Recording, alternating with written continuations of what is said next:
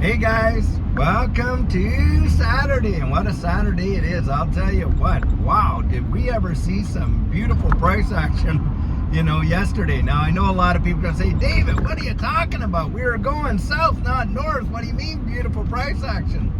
Well, the thing is this, guys. Oh, by the way, I should tell you, I'm driving along here, going out to help a friend in another county over here do some solar, setting up some solar. But when I talk about beautiful price action, guys, I'm talking about opportunity. When you see dips like this in a bull market, you have to look at that and think to yourself, look, is it all over? Guys, I don't think it's all over personally, and I do believe that when we see prices like we just saw yesterday, that absolutely spells opportunity. Now, hey, there might be more, capitulation to happen. And if that does happen, that's where your dollar cost averaging really comes into play, right? Because, you end up buying some at this price, then, buy some at, that price or whatever and stuff like that. No matter what, guys, this is where you start to train your emotions, right? You're not FOMOing in either way. Now, Judy and I, we have had some dry powder on the side for quite some time. And, I've been looking at it thinking, I've just had that sense that, and we've been saying this on the channel that, hey, there's a correction in the cards here, and just felt like that was coming. And then, of course, got some confluence from other guys out there like Blockchain Backer, Coins Kid, different people saying, hey, look, we could see a potential price correction here, and that happens, that's when you're going to see an opportunity. And so, we've had to exercise that same discipline ourselves. It's not like you do not feel the feelings. Of course you feel the feelings, but you're making decisions not based on those feelings. That's the difference.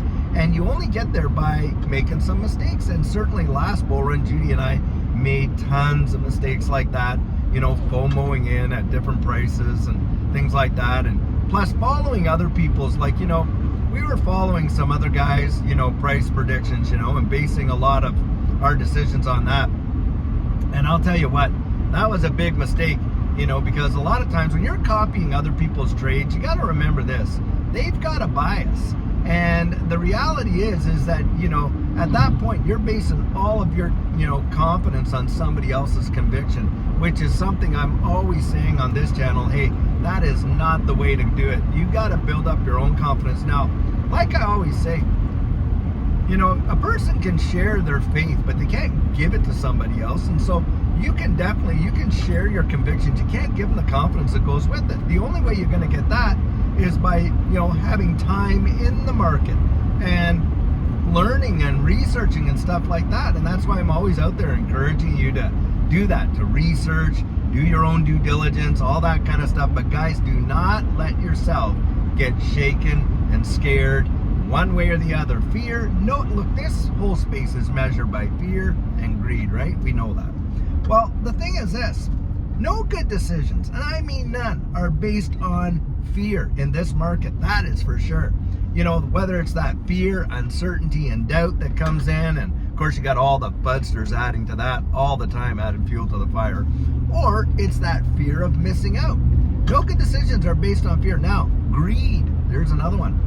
Now, is greed a motivator? Like I say, and I share this in coaching too, is greed a motivator? Well, yeah, greed is a motivator to be sure, but greed is also a deceiver. And boy, I'll tell you that big players in this space, they sure know how to pull on our strings, right? And play those emotions against us, whether that be fear or greed. And this is where, you don't follow their advice, you follow their behavior, right? And that's where I'm out there just sharing that kind of stuff, because guys, I'll tell you what, if this space can literally eat you alive. Now, Judy and I, we bought that dip. Now, we didn't put all of our dry powder into it for sure, but we took a sizable bite out of, and achieved some accumulation goals that we have had. And so, that's what we did. Now, that's where I say, you got to make up your own mind. Risk tolerance is one of those things that is very, very, very personal. You don't want to take risk based on someone else's risk tolerance, right? And, you got people out there that are mortgaging the farm, so to speak, and, that's on them. That's on them, guys. you got to go with what you are, what you're willing to lose. Like if you put it in, and let's say, for instance, the dollar cost averaging that Judy and I bought just this in this dip. Well, let's say we get another dip from here. Well, obviously, we're not going to be in profit on those purchases, right? But for us, we're looking at the long-term view, right? And so we figured, okay, at this price threshold, we're willing to take this much risk.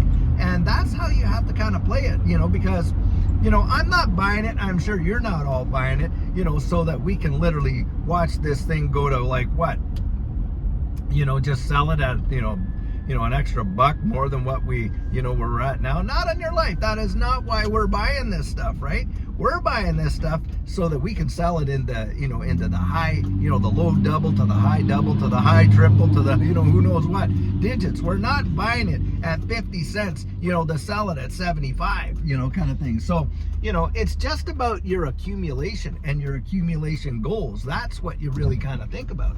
And that's where I'm at with it. I'm looking at it from that perspective. Like, hey, we're accumulating at various prices. So even if it does drop from here, it's okay. It matches our risk tolerance, and that's where you got to come out, have it match your risk tolerance. Now, we got, like I said, we have saved some of our dry powder there for, potential opportunities coming in the future. It's the long-term view, and in the long-term view, we know it. We know that these digital assets are they're not making a footprint in the wide world. They're literally taking over. I mean, come on. We know for a fact that we're going to see securities tokenized galore.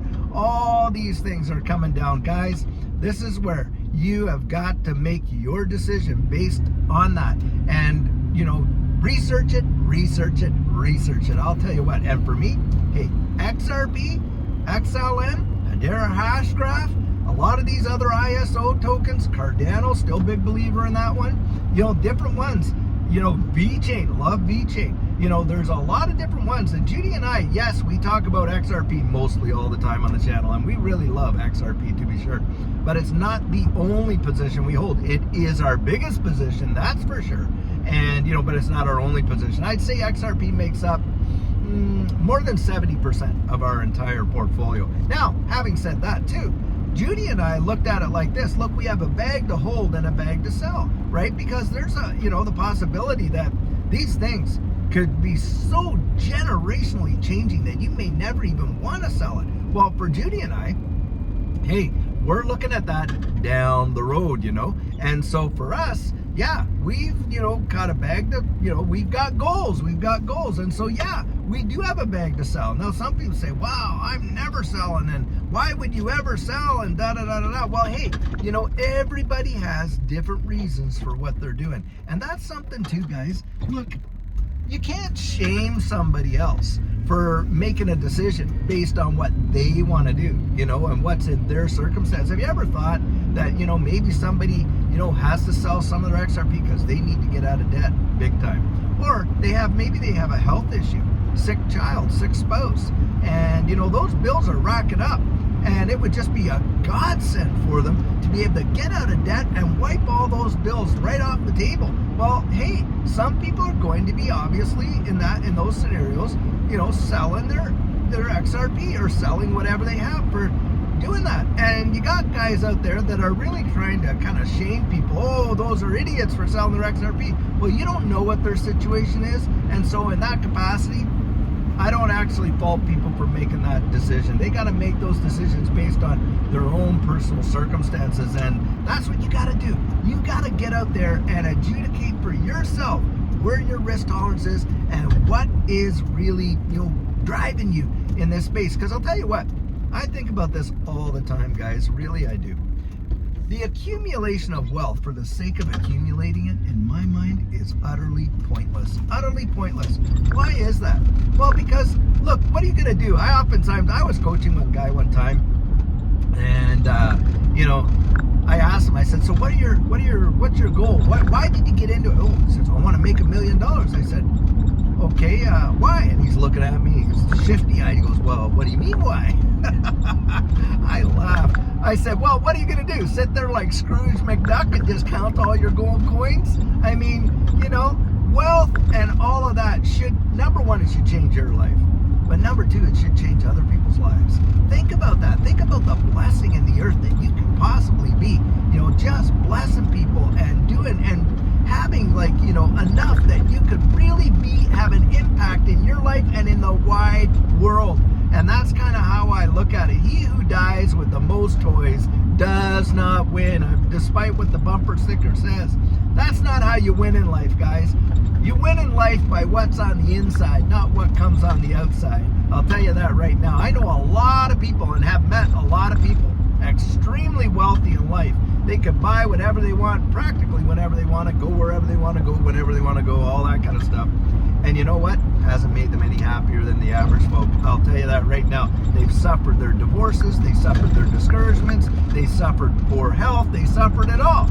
And all that kind of stuff. Now, hey, does money make life easier? Sure, poverty is a curse. I do not believe that poverty and lack and not having enough, that going into debt is really a great deal. I'm not celebrating that, that is for sure. But I'll tell you what, wealth for just the purpose of accumulating it is practically nonsense. There needs to be a reason. And another reason I say that is because as a believer in Jesus Christ, now I am, and I know not everybody is going to subscribe to this, kind of thing, and that's okay. I don't have a problem with that. But the thing is this, I believe I'm spending more of my existence outside of this body than I am in it. That right there. Second thing to that is Jesus said, one of the things that he threw out, one of the maxims that he threw out there, he said this: store up your treasure in heaven, for where your treasure is, there will your heart be also. Guys, that is a big one. Do you know what? How many people have we met in our lives that are just so miserly? They just love the money that they hold. And what happens is they literally become like Scrooge, like I just said there, Scrooge. They become so miserly that they've lost what makes life worth living. And that is the joy of others, the joy of the wide world. I mean, they just get focused like Gollum in, the Ring of Power, he just, oh, my precious, or something like that. They just get locked into it. Guys, don't let that be you. Yes, have a goal, have a dream. In fact, I love that stanza that used to say, aim high, aim far, your goal the sky, your aim the star. That is absolutely fabulous. I think you should be shooting for the absolute maximum potential that God created you to have, 100%. And being in the right place God wanted you to be, because I'll tell you, that's where you're going to find real happiness, real joy. Now, remember this too. Happiness depends on happenings. Joy, real joy that comes from the inside, you can have that, guys, no matter what the circumstance. Think about that. So in these times, when you're watching all these dips and everyone's crying, the sky is falling and this and that, look down the road. Look beyond the storm. Look past the clouds. Look beyond that horizon. Look beyond the waves, go out and discover that new world, because there is adventure out there. There's possibility out there. There is promise out there, and you gotta go out and take it. And that takes risk. Guys, you gotta know what your risk is. Well, anyway, hey, I hope you're having an absolutely fabulous Saturday. And until tomorrow, when we have our sugar on Sunday, guys, have a fabulous one and take care.